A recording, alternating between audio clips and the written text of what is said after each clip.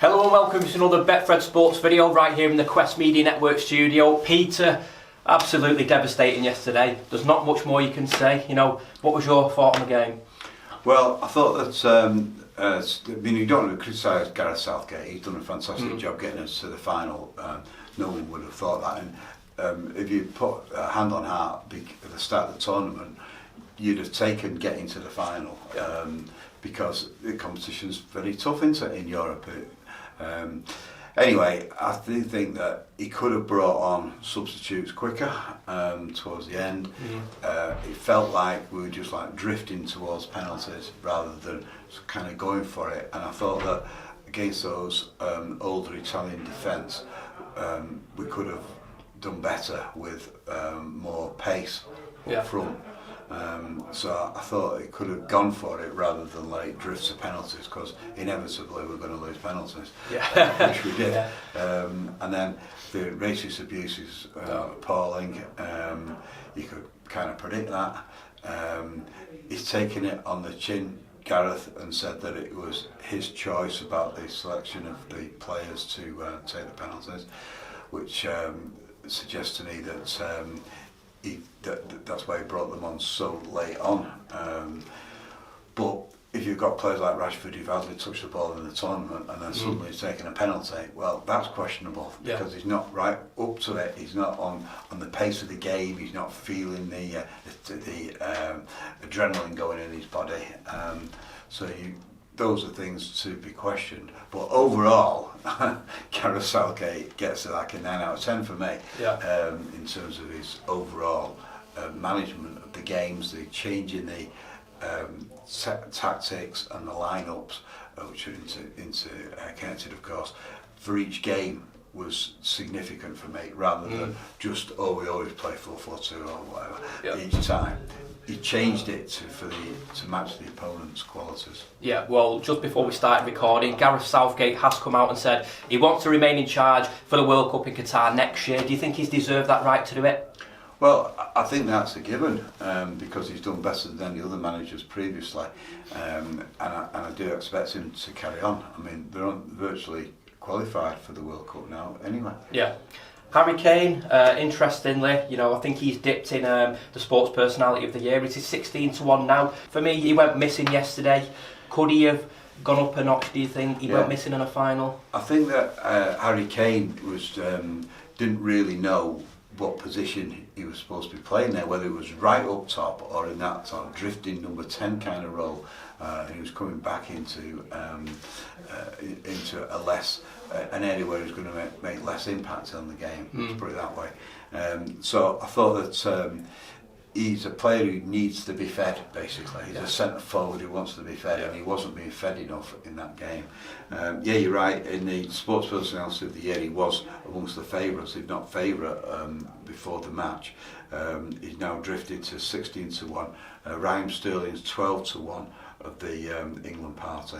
The favourite is Mark Cavendish, now the cyclist from the Isle of Man, and Dean Rasher-Smith, the athlete, is 9-2 on that particular market. Now, of course, it's really disappointing that England did lose in the Euro final. Obviously heartbreaking, but for one man at Betfred, did he win £3.5 was it? Yeah, this is Ryan Kidger from Leicester. He's a roofer who runs his own company, and I tracked through all the records to try and find someone who actually achieved something from this weekend. There's lots of people who've won on Italy outright. That was 8-1 at the beginning of the tournament. There's lots of people who've won bits and bobs. But what Ryan did, he had England to come second and Wales and Italy to win it at 66-1. He had £37 on that, and he won £2,535. So I interviewed him this morning, and he asked him why he should go with Italy, and it's because of his grandmother, Lucia, who sadly is in a nursing home, and he always likes to back Italy in memory of her. Anyway, he won £2,335, and he's going to go on holiday with the money. I was in dispute with his wife about what sort of car to get. Right, is that right? Yeah.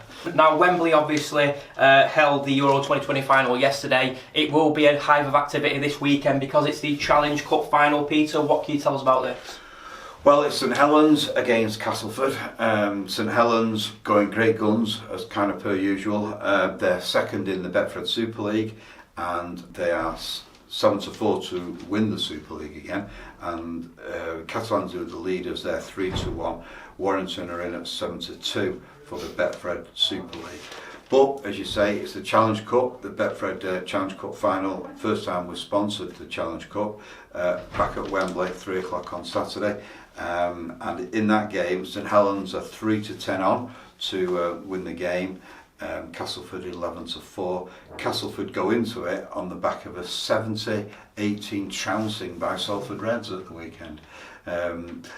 Salford put out the strongest team. Castleford in this final we talked about played a lot of reserve players, academy youngsters, and they got completely and utterly trounced by Salford. Meanwhile, St Helens, who played on the Friday, so 2 days earlier, they beat Wakefield 30-14, and that man, Lachlan Coote, was on the scoring again with a try and lots of goal kicks.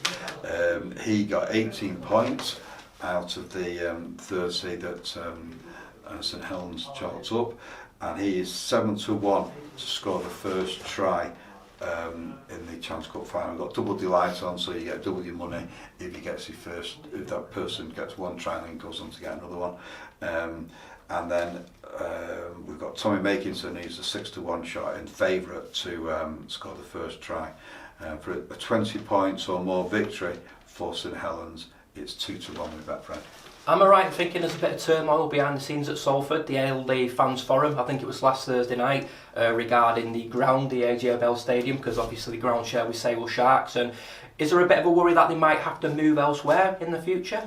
Yeah, there's a lot of controversy about where Salford will end up playing in years to come. They own a proportion of that ground with Salford Council, and there's a lot of speculation now that they might be moving to Salford City's football ground, which is half the capacity. Might suit their needs a little bit more, but they did go into that package with Sale to run that ground. Clearly there's a lot behind the scenes going on, and things aren't working out as well as you'd imagine.